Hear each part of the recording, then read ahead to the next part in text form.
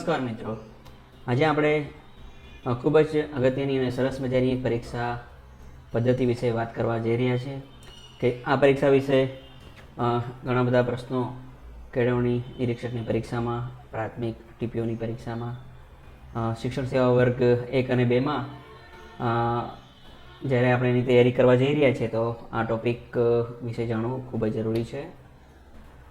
Channel સૌ મિત્રો subscribe કરશો જેથી કરીને આપણને વિડીયો તુરંત જ મળે.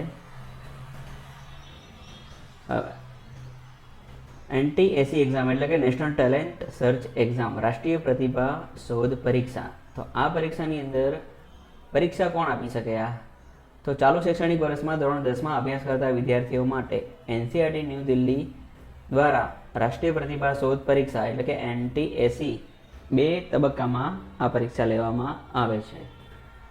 એટલે આની અંદરથી ઘણા પ્રશ્નો આટલી મેટરથી સોલ્વ થઈ જાય કે કયા ધોરણના વિદ્યાર્થીઓ આપી શકે છે. તો ધોરણ 10ના વિદ્યાર્થીઓ આ પરીક્ષા કોણ લે છે? તો NCERT લે છે. કેટલા તબક્કામાં પરીક્ષા યોજાય છે? તો 2 તબક્કામાં આ પરીક્ષા યોજાય છે.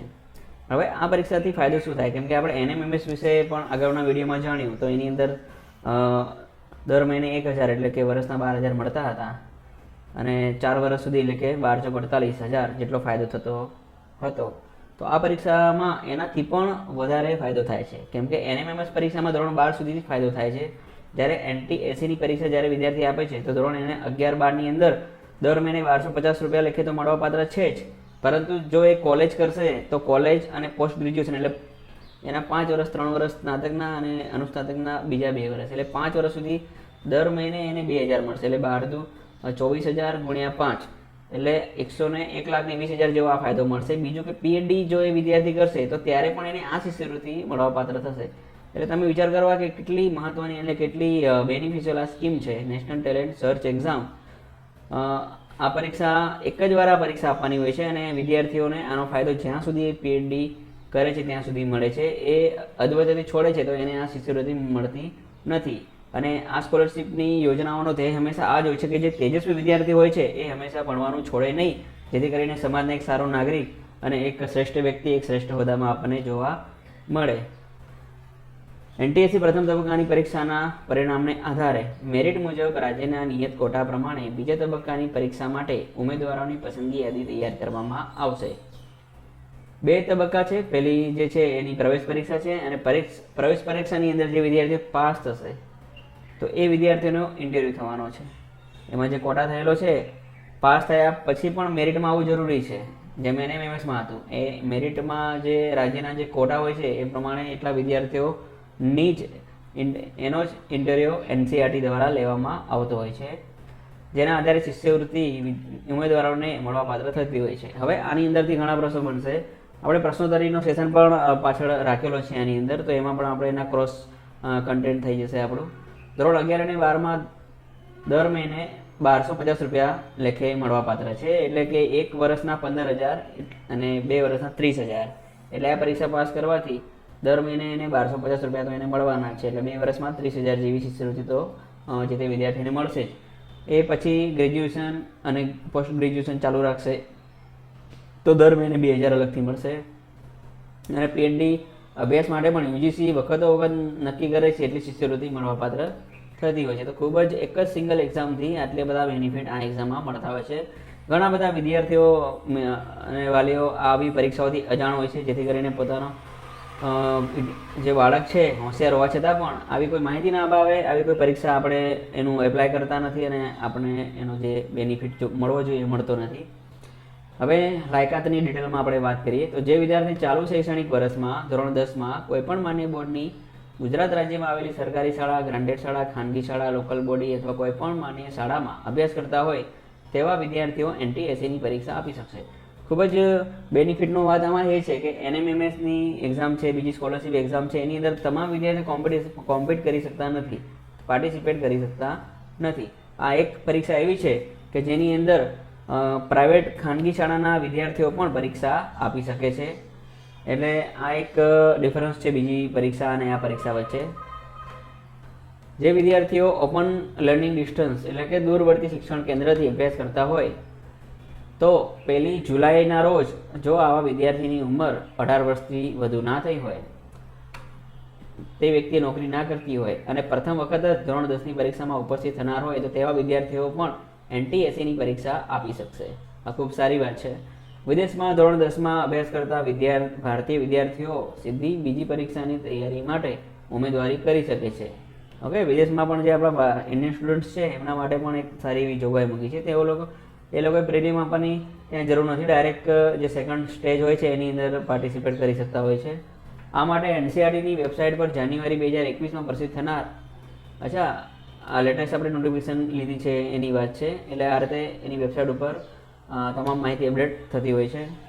આવક મર્યાદાની વાત છે તો આની અંદર આપણે જોયું કે ખાનગી વિદ્યાર્થીઓ, ખાનગી શાળાના વિદ્યાર્થીઓ, ઓકે, તમામ ભારતની તમામ જે પણ માન્ય સ્કૂલો છે એના 10મા ધોરણના ભણતા તમામ વિદ્યાર્થીઓ આની અંદર પાર્ટિસિપેટ કરી શકે છે. તો સ્કોલરશિપનો જે નિયમ છે એ આની અંદર રાખ્યો નથી, કેમ કે જો એ આવક મર્યાદા આ પરીક્ષામાં જો રાખવામાં આવે તો ઘણા બધા ટેલેન્ટેડ વિદ્યાર્થીઓમાં નીકળી જાય એમ છે. તેથી કરીને આવક મર્યાદાની સીમા કોઈ નક્કી કરેલ નથી. પરીક્ષા ફી ફક્ત 70 રૂપિયા રાખી છે અને 50 રૂપિયા છે. જનરલ કેટેગરીના વિદ્યાર્થીઓએ 70 રૂપિયા આપવાની છે. બાકી જે રિઝર્વ કેટેગરી છે, દિવ્યાંગ છે, OBC, SC, ST, તો આની અંદર 50 રૂપિયા ફી રાખી છે.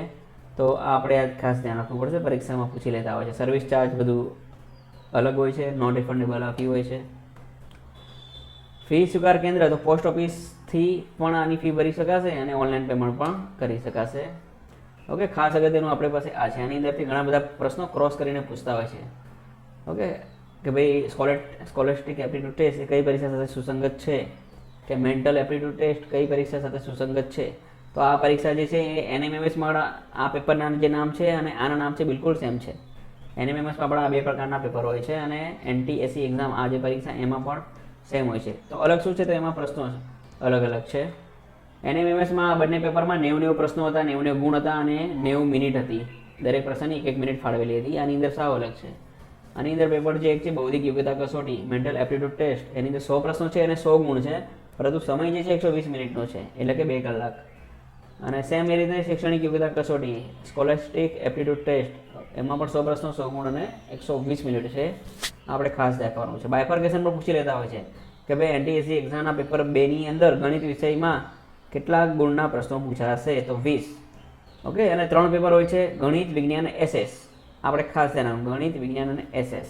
અમુક પરીક્ષાઓની અંદર મેથ્સ, સાયન્સ, ઇંગ્લિશ પણ હોય છે. ઓકે, આની અંદર સૌથી અગત્યના વિષય લીધા છે મેથ્સ, સાયન્સ અને SS. તો મેથ્સનો જે વેટેજ છે 100 માર્કના પ્રશ્નોમાં એ 20 ગુણનો છે. વિજ્ઞાન અને SSનો 40 ગુણનો છે, એટલે ટોટલ થયા 100 પ્રશ્નો. કસોટીનું માળખું જે છે આમાં આપણને એવો પ્રશ્ન પૂછાઈ શકે કે ભાઈ કેટલા માધ્યમમાં NTSEની પરીક્ષા લેવાય છે, તો 2 જ માધ્યમમાં લેવાની હોય છે. જો મહારાષ્ટ્રમાં હોય તો મરાઠી ઇંગ્લિશ હોય, કેરાલામાં હોય તો મલયાલમ ઇંગ્લિશ હોય. ઓકે, એટલે 2 પ્રકારની લેંગ્વેજ દરેક રાજ્યની અલગ અલગ હશે. આપણી ગુજરાતી અને અંગ્રેજીમાં આ પરીક્ષા લેવાતી હોય છે. વિદ્યાર્થી જે માધ્યમ પસંદ કરશે તે માધ્યમનું પ્રશ્નપત્ર તેમને આપવામાં આવતું હોય છે. MCQ ટાઈપ આ પ્રશ્નો હોય છે આ પરીક્ષામાં.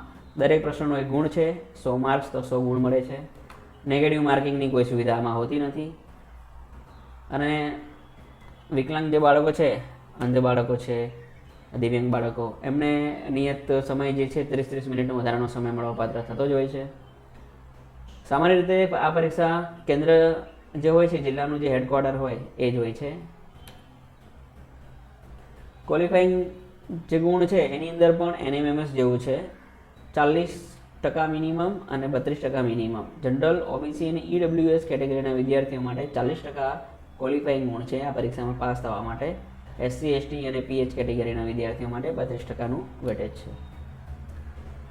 જરૂરી આધારો: ફોર્મ ભરવા માટે એનું ફી ભર્યાનું ચલણ, કેટેગરી અંગેનું પ્રમાણપત્રની નકલ જો લાગુ પડતી હોય તો, વિકલાંગતા અંગેનું પ્રમાણપત્રની નકલ, નોન ક્રિમિનલ પ્રમાણપત્રની નકલ, આ બધું અપલોડ કરવાનું હોય છે. ઓકે, વિદ્યાર્થીઓને પરીક્ષાના ફોર્મ માટેના આવેદનપત્રો ઓનલાઈન ભરી આપવાની સંપૂર્ણ જવાબદારી જે તે શાળાની હોય છે. એટલે આ આપણે જાતે પણ ભરી શકાય છે અને શાળા પણ આપણને મદદરૂપ થતું હોય છે. જાણકારી ના હોય તો આ પરીક્ષા ઘણી બધી આવીને જતી રહી, આપણને ખ્યાલ આવતો નથી. જાણકારી હોય તો આપણે જે તે શાળાનો સંપર્ક કરીને આ ફોર્મ ભરાવી શકીએ છીએ. 10માની વાત છે એટલે આ ફોર્મ શાળા લેવલથી સીધા જાય છે જિલ્લા શિક્ષણાધિકારીની કચેરીમાં. બીજા તબક્કાની જે પરીક્ષા છે તો પ્રથમ તબક્કામાં રાજ્યના નિયત કોટામાં મેરિટમાં આવતા વિદ્યાર્થીઓની બીજા તબક્કાની પરીક્ષા એનસીઆરટી દિલ્હી દ્વારા લેવામાં આવે છે અને આ પરીક્ષા ગાંધીનગર ખાતે જ લેવામાં આવે છે. એટલે ઘણા મિત્રોને એવું થાય કે ભાઈ બીજા તબક્કો આવે, પાસ થાય, દિલ્હી જવું પડે તો શું કરીશું, એવું હોતું નથી. એ ટીમ જે છે એમના પ્રતિનિધિ ગાંધીનગર આવીને જ આ પરીક્ષા લેતા હોય છે.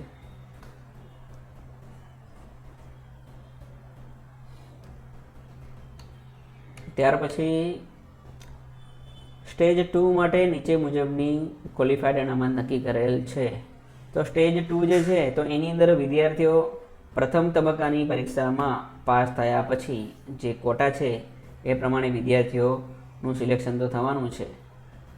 ત્યાર પછી એ જે કોટા છે કઈ રીતના છે તો એ માહિતી જનરલ જ છે. આપણને ખ્યાલ છે કે એસસી કેટેગરી માટે 15%, એસટી કેટેગરી માટે 5.5%, એટલે 15ના અડધા. ઓબીસી કેટેગરી માટે 27% બેઠક અનામત છે. ઓકે, તો આ બધું ફિક્સ છે. અને ઈડબ્લ્યુએસ કેટેગરી માટે પણ અલગથી 10% બેઠક અનામત છે. પીએચ કેટેગરી એટલે કે દિવ્યાંગની જે કેટેગરી છે એમને પણ 4% અનામત છે. તો આ જનરલ જે છે આપણને યાદ રહી શકે એવું છે. હવે આ પરીક્ષા વિશે આપણે ક્વેશ્ચનર જોઈએ કે કઈ રીતના પ્રશ્નો પૂછાઈ ચૂકેલા છે અને કઈ રીતના પ્રશ્નો પૂછાઈ શકે એમ છે. તો એનટીએસઈ પરીક્ષા કઈ સંસ્થા દ્વારા લેવામાં આવે છે? તો આ પરીક્ષા એનસીઆરટી નવી દિલ્હી દ્વારા લેવામાં આવે છે. એનટીએસઈ પરીક્ષા કયા ધોરણના વિદ્યાર્થીઓ આપી શકે છે? ધોરણ 10ના વિદ્યાર્થીઓ જ આ પરીક્ષા આપી શકે છે. એનટીએસઈ આ પરીક્ષાનું ફૂલ ફોર્મ શું છે? તો નેશનલ ટેલેન્ટ સર્ચ એક્ઝામ. એનટીએસઈ આ પરીક્ષા કુલ કેટલા તબક્કામાં લેવામાં આવે છે? તો 2 તબક્કામાં લેવામાં આવે છે. એનટીએસઈ પરીક્ષામાં પ્રથમ તબક્કાની પરીક્ષા ગુજરાતમાં કોના દ્વારા લેવામાં આવે છે? તો અહીં જે પ્રથમ તબક્કાની પરીક્ષા હોય છે સ્ટેટ લેવલે રાજ્ય પરીક્ષા બોર્ડ દ્વારા લેવામાં આવતી હોય છે. એનટીએસઈ પરીક્ષામાં બીજા તબક્કાની પરીક્ષા કોના દ્વારા લેવામાં આવે છે? તો એનસીઆરટી ન્યૂ દિલ્હી દ્વારા. પ્રથમ તબક્કાની રાજ્ય પરીક્ષા બોર્ડ લેશે, બીજા તબક્કાની એનસીઆરટી ન્યૂ દિલ્હી લેશે. એનટીએસઈ પરીક્ષામાં મેરિટમાં આવનાર વિદ્યાર્થીઓને ધોરણ 11 અને 12માં કેટલી શિષ્યવૃત્તિ મળવાપાત્ર થાય છે? તો આની અંદર સ્લેબ અલગ અલગ છે. 11, 12માં 1250 દર મહિને મળે છે અને જો કોલેજ કરશે તો એને 2000 મળે છે. એનટીએસઈ પરીક્ષામાં મેરિટમાં આવનાર વિદ્યાર્થીઓને અંડર ગ્રેજ્યુએશન અને પોસ્ટ ગ્રેજ્યુએશન દરમિયાન માસિક કેટલી શિષ્યવૃત્તિ મળવાપાત્ર છે? તો 2000 રૂપિયા. આપણે ખાસ ધ્યાન રાખીશું કે 2 પ્રકારના આંકડા યાદ રાખવાના છે. 11 અને 12માં 1250 દર મહિને અને કોલેજ જ્યાં સુધી અનુસ્નાતક કરશે ત્યાં સુધી એને 2000 મળવાપાત્ર થશે દર મહિને. એનટીએસઈ પરીક્ષા કોણ આપી શકશે? તો ધોરણ 10માં ભણતા તમામ વિદ્યાર્થીઓ કે જેઓ માન્ય સરકારી ગ્રાન્ટેડ કે ખાનગી શાળામાંથી હોય તેઓ આ પરીક્ષા આપી શકવાના છે. શું આ ઓપન સ્કૂલ અથવા ડિસ્ટન્સ મોડથી અભ્યાસ કરનાર વિદ્યાર્થી આ પરીક્ષા આપી શકશે? હા, જો 1 જુલાઈની સ્થિતિએ આ વિદ્યાર્થીની ઉંમર 18 વર્ષથી વધુ ન હોય તેમજ તે નોકરી ન કરતો હોય અને ધોરણ 10ની પરીક્ષા પ્રથમવાર આપનાર હોય તો આ વિદ્યાર્થી પરીક્ષા આપી શકશે. ઘણી વાર જે જીપીએસસીમાં પ્રશ્નો પૂછાતા હોય છે, ઓકે, ઓપ્શન એ કે બી કે સી કે ડી, ABC તમામ, તો આવા પ્રશ્નોની અંદર જો આવી ઝીણી ડિટેલ હોય તો આપણને એક પોઈન્ટ આપણો ક્લિયર હોય તો તમામ જવાબ આપણે સાચા આપી શકીએ છીએ. ધોરણ 10માં વિદેશમાં અભ્યાસ કરનાર ભારતીય વિદ્યાર્થી શું એનટીએસસીની પરીક્ષા આપી શકશે? હા, તેઓ પણ આ પરીક્ષા આપી શકશે. તેઓ સીધી બીજા તબક્કાની પરીક્ષાની અંદર પાર્ટિસિપેશન કરી શકે છે. એનટીએસસી પરીક્ષા માટે આવક મર્યાદા શું હોય છે? તો કોઈ પણ પ્રકારની આવક મર્યાદા નક્કી કરેલી નથી, કેમ કે આની અંદર તમામ વિદ્યાર્થીઓને ચાન્સ આપવાનો છે. એનટીએસસી પરીક્ષા માટે પરીક્ષા ફીનું ધોરણ શું નક્કી થયેલું છે? તો 2 પ્રકારની ફી નક્કી થયેલી છે, 70 રૂપિયા અને 50 રૂપિયા. 70 રૂપિયા જે છે એ જનરલ કેટેગરીના વિદ્યાર્થીઓ માટે છે અને એસસી, એસટી, ઓબીસી તેમજ પીએચ કેટેગરીના વિદ્યાર્થીઓ માટે 50 રૂપિયા ફી નક્કી થયેલી છે. આ નોન રિફંડેબલ છે. સર્વિસ ચાર્જ પણ એમાં અલગથી થશે. એનટીએસસી પરીક્ષામાં કુલ કેટલા પેપર હોય છે? તો આ પરીક્ષામાં કુલ 2 પેપર હોય છે. હવે એક બૌદ્ધિક યોગ્યતા કસોટી અને શૈક્ષણિક યોગ્યતા કસોટી. તો એનટીએસસી અને એમએમએમએસમાં સિમિલારિટી પેપરની છે. એનટીએસસી પરીક્ષામાં કુલ કેટલા પ્રશ્નો પૂછાતા હોય છે? તો આની અંદર ટોટલ પ્રશ્નો 200 પ્રશ્નો પૂછાય છે, જ્યારે એનએમએમએસની અંદર 180 પ્રશ્નો, 90, 180 અને આની અંદર 100, 200 એ રીતના પ્રશ્નો પૂછાય છે. એનટીએસસી પરીક્ષામાં કુલ કેટલા માર્ક હોય છે? ઓકે, તો 200 પ્રશ્નો હોય છે તો એના 1 ગુણ લેખે 200 માર્ક્સ મળશે. એનટીએસસી પરીક્ષામાં દરેક પેપર માટે કુલ કેટલો સમય આપવામાં આવે છે? ખૂબ સારો એવો સમય મળે છે આ પરીક્ષામાં. એક પેપર માટે 2 કલાક મળે છે. 120 મિનિટ એટલે કે 2 કલાક નહીં. આ ટોટલ બંને પેપરની વાત છે. એક પેપર માટે 1 કલાકની વાત છે, એટલે 2 પેપરમાં 120 મિનિટ એટલે કે આની અંદર આપણને 2 કલાક મળે છે. 200 માર્ક્સના પેપરમાં 2 કલાક આપણને મળવાપાત્ર થાય છે. પેપર 1નું નામ શું છે? એનટીએસસી પરીક્ષામાં પેપર 1નું નામ શું છે? તો બૌદ્ધિક યોગ્યતા કસોટી અથવા તો એમએટી મેન્ટલ એપ્ટિટ્યૂડ ટેસ્ટ. એનટીએસસી પરીક્ષામાં પેપર 2નું નામ શું છે? તો શૈક્ષણિક યોગ્યતા કસોટી એસએટી સ્કોલેસ્ટિક્સ એપ્ટિટ્યૂડ ટેસ્ટ. એનટીએસસી પરીક્ષામાં ગણિતના કેટલા પ્રશ્નો પૂછાતા હોય છે? તો આ ડિટેલ આપણે ફક્ત જો એમસીક્યુ વાંચેલા હોય તો આપણે પરીક્ષાની અંદર 100% પ્રશ્નોના જવાબ આપી શકતા નથી, કેમ કે ઘણા બધા કન્ફ્યુઝિંગ પ્રશ્નો પૂછતા હોય છે. તમે એકવાર કન્ટેન્ટ તમારું ક્લિયર હોય અને પછી એનાથી એમસીક્યુ વાંચેલા હોય તો ઘણો બધો ડિફરન્સ થતો હોય છે. તો ગણિતની અંદર આપણને ખ્યાલ છે 20 પ્રશ્નો. પહેલાં તો 3 વિષય પૂછાય છે, ગણિત, વિજ્ઞાન અને સામાજિક વિજ્ઞાન. તો ગણિતના 20, વિજ્ઞાનના 40 અને સામાજિક વિજ્ઞાનના 40. આ એક આપણે યાદ રાખી લેવું પડે. તો ગણિતના 20 છે, વિજ્ઞાન વિષયમાં કેટલા પ્રશ્નો પૂછાય છે? તો 40 પ્રશ્ન અને સામાજિક વિજ્ઞાનના 40 પ્રશ્નો. ઓકે, તો જેટલા પ્રશ્નો છે એટલા જ ગુણ મળે છે. એટલે 20 પ્રશ્નો તો 20 ગુણ, 40 પ્રશ્નો 40 ગુણ. આ રીતે બાયફર્કેશન છે. એનટીએસસી પરીક્ષામાં પેપર 2માં કુલ કેટલા વિષયના પ્રશ્નો પૂછાય છે? તો 3 વિષયના, ગણિત, વિજ્ઞાન અને સામાજિક વિજ્ઞાન. એનટીએસસી પરીક્ષામાં કુલ કેટલા માધ્યમમાં પરીક્ષા યોજાય છે? તો હમણાં જ આપણે વાત કરી, 2 જ માધ્યમમાં યોજાય છે. આપણું ગુજરાતમાં છે તો ગુજરાતી અને અંગ્રેજી, મહારાષ્ટ્રમાં હોય તો મરાઠી અંગ્રેજી ભાષા 2 જ હશે. આખા ભારતમાં આ પરીક્ષા યોજાય છે. આ નેશનલ લેવલની એક્ઝામ છે. એનટીએસસી પરીક્ષામાં નેગેટિવ માર્કિંગ કેટલું હોય છે? તો નેગેટિવ માર્કિંગ આ પરીક્ષામાં હોતું જ નથી. એનટીએસસી પરીક્ષામાં પાસ થવા માટે કેટલા ટકા માર્ક્સ લાવવા જરૂરી છે? આમાં 2 પ્રકારની વસ્તુ યાદ રાખવાની છે, 40% અને 32%. જનરલ, ઓબીસી અને ઈડબ્લ્યુએસ કેટેગરીના વિદ્યાર્થીઓ 40% લાવવાના છે. એસસી, એસટી, પીએચ કેટેગરીના વિદ્યાર્થીઓએ 32% લાવવાના છે. એનટીએસસી પરીક્ષા પાસ કરનાર વિદ્યાર્થીઓ જો નિયત મેરિટમાં આવનાર વિદ્યાર્થીની બીજા તબક્કાની પરીક્ષા કઈ સંસ્થા લે છે અને કઈ જગ્યાએ? તો પ્રથમ તબક્કાની પરીક્ષા પાસ કરનાર અને મેરિટમાં આવનાર વિદ્યાર્થીની બીજા તબક્કાની પરીક્ષા એનસીઆરટી દિલ્હી દ્વારા ગાંધીનગરમાં જ લેવામાં આવે છે. એટલે કોઈએ કોઈ ચિંતા કરવાની જરૂર નથી કે દિલ્હી જવું પડશે કે નહીં. એનટીએસસી પરીક્ષામાં બીજા તબક્કા માટે અનામત કઈ રીતે નક્કી થયેલ છે? તો એસસી માટે 15%, એસટીના એનાથી અડધા એટલે કે 7.5%, ઓબીસી માટે 27% છે, ઈડબ્લ્યુએસ કેટેગરી માટે 10%, દિવ્યાંગ કેટેગરી માટે 4%. થેન્ક યુ મિત્રો, ખૂબ જ અગત્યની માહિતી તમને આપવાનો પ્રયત્ન કર્યો છે. Thank you.